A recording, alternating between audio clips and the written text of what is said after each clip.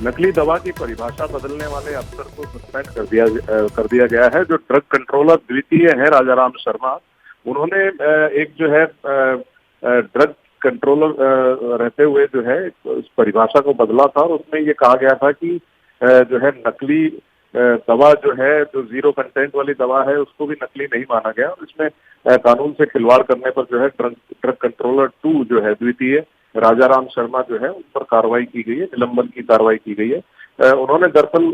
drugs and cosmetics act 1940 की परिभाषा को ताक पर रखते हुए जो है कुछ जो उनको कुछ इस बारे में जो डेटा देना था केंद्र सरकार को, यानी लोकसभा को एक डेटा देना था जिसमें डीजीसीए से रिपोर्ट मांगी गई थी, क्योंकि कुछ दवाएं